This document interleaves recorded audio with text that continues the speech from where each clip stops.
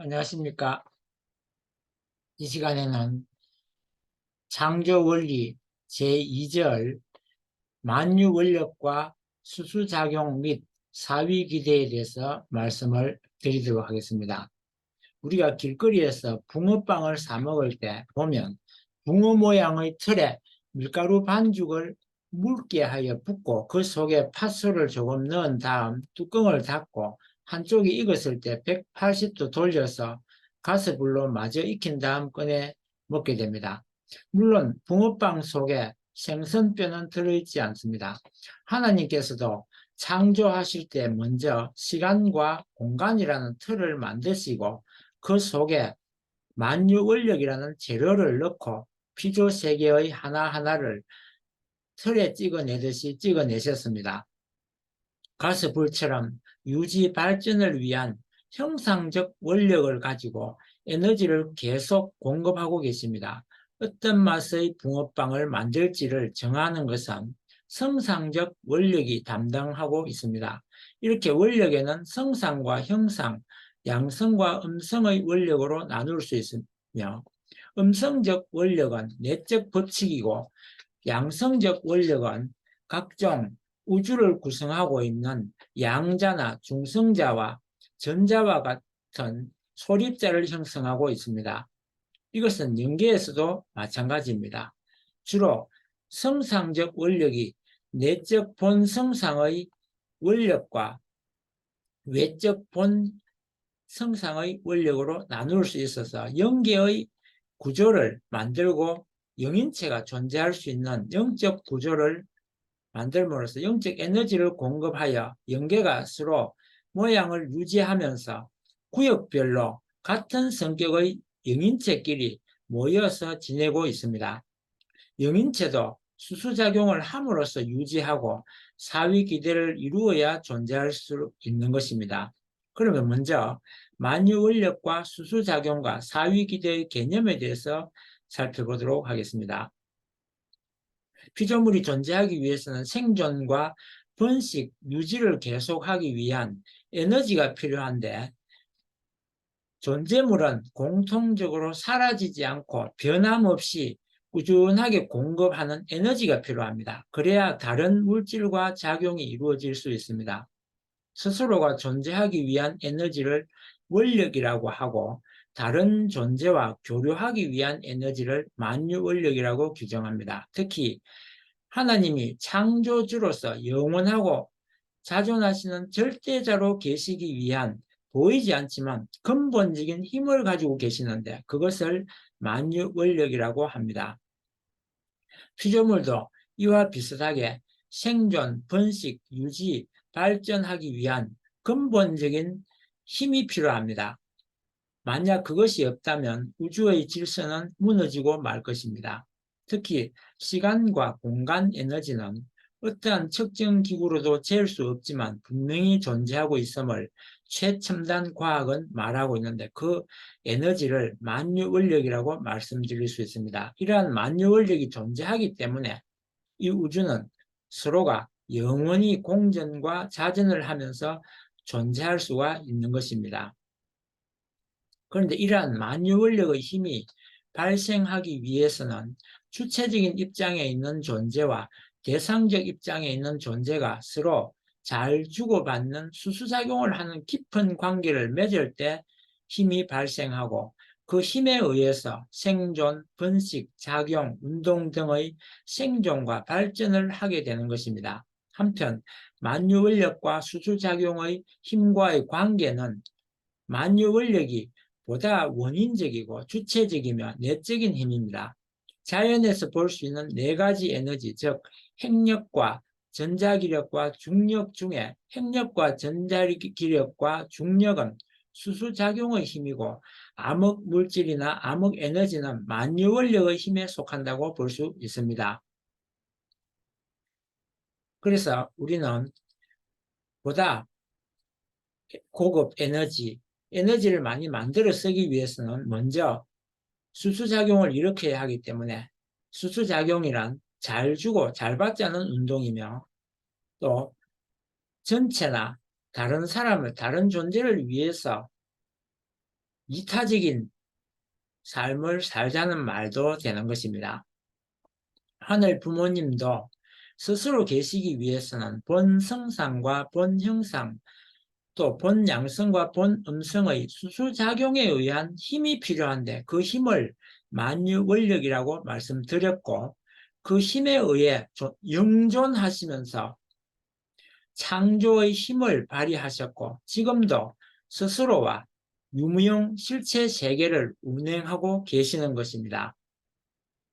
이와 마찬가지로 피조물도 성상과 형상, 양성과 음성의 수수작용에 의해 발생하는 힘으로 존재와 번식과 작용 및 계속 유지를 거듭하고 있는 것입니다.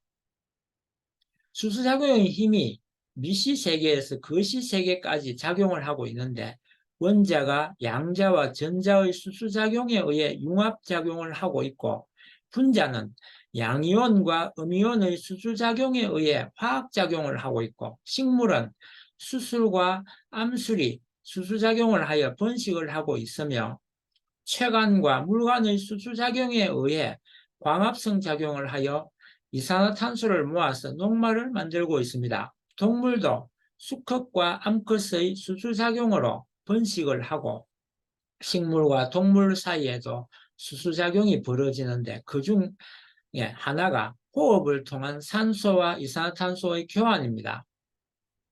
밤하늘에 볼 수 있는 수많은 별들끼리도 수수작용을 하고 있는데, 태양과 행성, 지구와 달의 수수작용에 의한 자전과 공전이 또한 그 신뢰가 될 것입니다. 천체끼리의 수수작용을 원심력과 구심력, 즉 중력이라고 부르기도 합니다. 수수작용의 힘을 발생시키기 위한 수수작용의 예는 개인 한 사람으로 볼 때는 동맥과 정맥, 교감신경과 부교감신경의 수수작용, 들숨과 날숨의 호흡작용, 몸과 마음의 수수작용 등을 원활하게 함으로써 건강을 유지하게 됩니다. 가정에서도 부모와 자녀, 남편과 아내, 형제 간의 사이에서 화목하게 수수작용이 잘 되어야 행복한 가정을 누리고 살 수 있습니다. 사회에서도 이웃끼리, 단체끼리 수수작용을 잘 함으로써 건전한 사회가 형성되게 됩니다. 나아가 국가체계 안에서도 정부와 국민이 민의 상달과 상명하복의 수수작용이 잘 이루어지면 복지국가로 나아가게 됩니다. 세계의 차원에서도 국가끼리 수수작용을 잘하면 평화세계를 이룩할 수 있고, 공생, 공영, 원화의 이상세계를 건설하게 됩니다. 인간이면 누구나 양심을 가지고 있습니다. 그런데 이 양심은 자기 자신 속에 있는 것 같지만, 잘못을 저지르면 양심의 가책을 느끼는 것으로 보아서 바깥에서 선의 주체이신 하나님께서 양심을 통하여 선을 지향하고 창조 본연의 인간으로 복귀할 수 있도록 자극을 주기 때문에 타락한 인간 자신의 소유라고 볼 수 있습니다.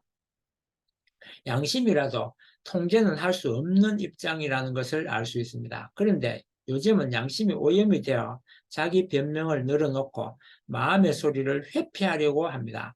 완성한 인간이라면 하늘 부모님과 인간끼리 의 수수작용을 유기체적으로 원활하게 이루어지게 되면 지구촌 가족이 인류 대가족 세계를 건설하게 될 것입니다. 하지만 타락한 인간에게는 하나님과 단절되어 사탄과 수수작용을 하게 되면 죄악 세계를 건설하여 살다가 종국에는 지옥에 떨어지게 될 것입니다. 이러한 인간에게 양심이 작용하여 복귀시키려면 사탄과의 관계를 끊고 하나님과의 관계를 회복하여 수수작용이 이루어지게 되면 인류 대가족 세계로 복귀하게 됩니다. 예수님이 오신 목적도 병든 양심을 고쳐서 본연의 수수작용이 이루어질 수 있도록 복귀하는 것이 그 사명입니다. 그래서 본문의 내용처럼 성서에 기록되어 듯이 마태복음 7장 1절에서 2절에 보면 비판을 하면 비판을 받는다는 수수작용의 예도 말씀을 드렸고, 또한 마태복음 7장 12절에 보면 대접받고자 하는 대로 대접하라 했습니다. 마태복음 10장 32절에 보면 누구든지 사람 앞에서 나를 시인하면 나도 하늘에 계시는 내 아버지 앞에 저를 시인할 것이요 라고 했고, 마태복음 10장 41절에서 42절의 내용을 보면 의인의 이름으로 의인을 영접하면 의인의 상을 받을 것이요 냉수 한 그릇이라도 주는 자는 그 사람이 상을 잃지 않으리라고 하신 것입니다. 다음은 정분합작용에 의하여 상대상 목적을 이룬 사위기대에 대해서 말씀을 드리겠습니다. 우리가 일반적으로 알려진 내용은 해겔 변정법의 정반합 논리입니다. 이러한 과정은 인간의 타락으로 인해서 생겨났고 포에르바하가 유물론을 통해 발표한 조직적인 투쟁을 위한 대립과 정오의 논리입니다. 본래 하나님을 정으로 하고 남성과 여성으로 분리되어 수수작용을 하면 수수법적 유일론에 의한 존재 발전할 수 있는 합의되고 정분합 3단계 과정으로 작용을 하게 됩니다. 이것을 수수법 또는 수수법적 유일론에 의한 발전의 3단계라고 하는 것입니다. 그래서 정반합은 사탄 이론으로 투쟁을 위한, 정오를 일으키기 위한 법칙이고, 법이라면 정분합은 하나님의 사랑을 실현시키고 이 인간 속에서 실현하기 위한 하나의 법칙이며, 정반합은 모순의 법칙으로서 모순 자체로 이미 존재하기 힘든 원리인 것입니다. 정분합 작용이 이루어질 때 주체는 그러면 누가 되느냐에 따라서 세 가지의 대상이 생겨나게 됩니다. 그것을 3대상이라고 하고, 주체자의 존재하는 목적은 자신이 아니라 세 가지 대상이, 특히 세 가지 상대가 초점의 중심이 되니 3대상 목적이라고 하며, 개인은 항상 3대상 목적을 위하여 존재감을 드러내야 합니다. 도표에서 보는 것과 같이 사위기대는 사수, 삼수, 12수의 근본이며 성장 기간으로부터 보면 3단계의 원칙이 되고 부모, 부부, 자녀라는 사랑의 근본적 기대가 됩니다. 하나님의 뜻, 즉 창조 목적을 중심하고 보면 선의 근본적 기대가 됩니다. 결국 이것은 존재, 번식, 작용, 발전을 하기 위한 힘의 근본적 기대가 되며 하나님의 영원한 창조 목적의 구조가 되는 것입니다. 다음은 모든 존재가 이성성상으로 되어 있는 이유에 대해 말씀드리겠습니다. 존재하는 모든 것이 이성성상으로 분립되어 있는 이유는 정분합 작용을 일으키기 위해서는 사위기대를 형성해야 합니다. 그래야 생존과 번식과 작용과 성장을 할 수 있는 힘이 발생되기 때문입니다. 예를 들어서 씨앗이 있다고 칩시다. 씨앗이 자라서 꽃이 피고 수술과 암술로 분리되어 화분이 수정을 하면 새로운 결실을 맺게 됩니다. 그래야 추운 겨울을 견딜 수 있고 DNA를 후손에게 전달할 수 있는 것입니다. 마찬가지로 인간도 영원한 하늘나라에서 땅에 내려와 이성성상을 완성하여 자녀를 낳고 종족을 이루고 대를 이어 계속 살기 위해서 이성성상으로 존재해야 하는 것입니다. 다시 말씀드려서 이성성상으로 분립되지 못하면 생존이나 번식 또한 작용을 할 수 없다는 말씀입니다. 이것으로 제2절의 말씀을 마치도록 하겠습니다. 다음 시간에는 제3절 창조 목적에 대해서 말씀드리도록 하겠습니다. 감사합니다.